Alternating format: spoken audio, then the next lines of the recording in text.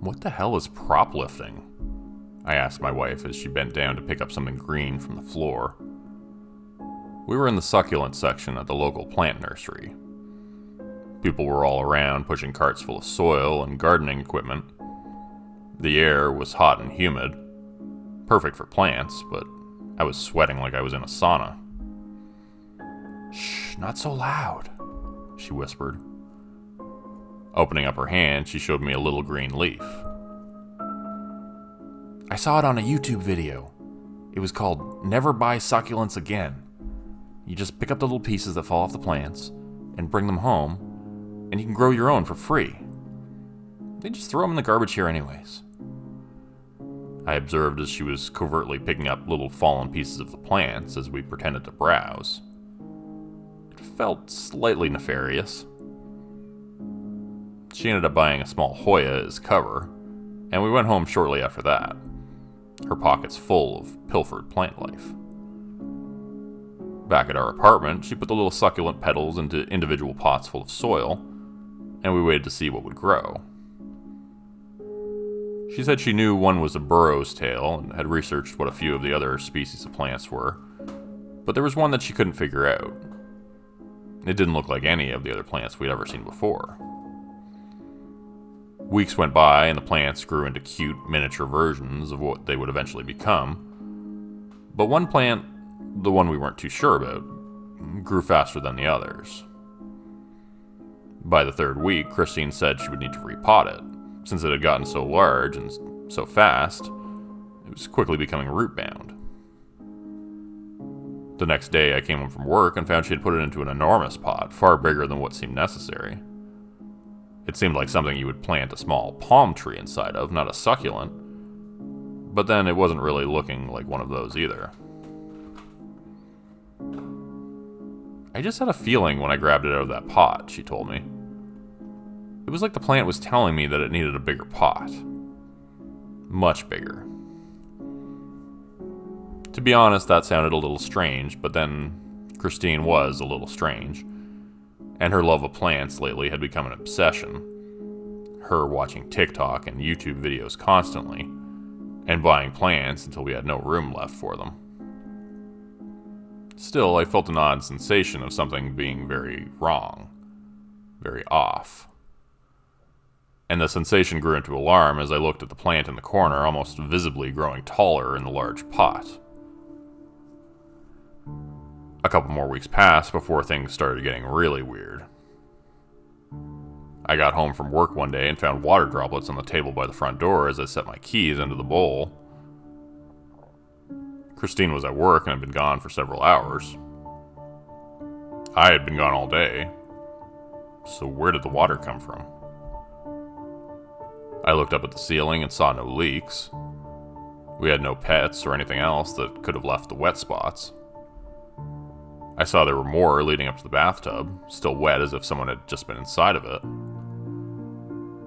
I followed the water drops and they led me right to the plant in its giant pot, which no longer looked too large for it, now it was just the right size.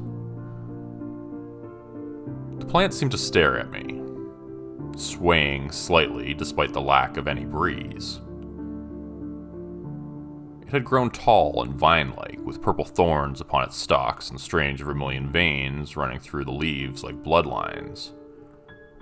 The plant now stood nearly as tall as me, its sturdy trunk needing no support as it shot up rapidly towards the ceiling, growing larger and bushier every day. "What the hell are you?" I asked it, not expecting an answer. I was about to walk away, but then, as if by magic, one of the chutes opened up and horked a wad of something like spit at me. It even made that sound, like someone bringing up gunk from their lungs and trying to cough it up. The wad of saliva-like gunk hit me square in the face, and for a minute I couldn't see anything at all. I screamed at the sudden assault, from a plant no less. But then I heard things. Things that didn't make sense. For one, I heard the plant as it pulled itself up out of the pot in front of me. I heard the sound of its roots pulling out from the soil and the wet sound of it dropping to the floor. I backed away from the thing, stumbling and falling over a vine. It was so quick. Before I knew it, the plant was on top of me, wrapping me up and burrowing its thorns into my skin. The pain was excruciating. I felt blood pouring from my wounds as I writhed on the floor and tried desperately to bat it away, tearing and smashing the plant apart, despite the terrible pain of its thorns digging into me. After pulling out leaves and vines and ripping the stalk nearly in half, I finally hurt the damn locomotive plant enough that it retreated back to its pot. Wiping the gunk from my eyes, I saw it shaking and trembling, looking beaten and broken now, leaves falling off where I had damaged it, and, well, the thing looked unlikely to survive. As I watched, it began to wilt and decay as if in a time-lapse video. As quickly as it had grown, it was now dying. The leaves turned yellow and then brown, falling to the ground as it began to shrink and stoop, bending over like an octogenarian with back problems. Finally, I saw it die. I felt the last bit of life drained from its body somehow, as if I were connected to the plant. Of course, it didn't take me long to realize that I was, in fact, connected to it. In a way. From the places where its thorns had pierced my skin, I saw sprouts of green begin to grow. They tore wider holes in my flesh as they grew longer, sprouting leaves and flowers in a matter of minutes. My wife came home a few hours later to find me on the floor, writhing in agony.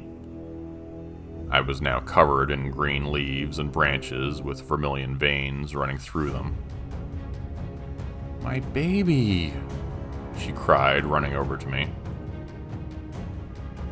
At least, I thought she was worried for me at first. Her tears, I thought, were of pain and concern for my well-being.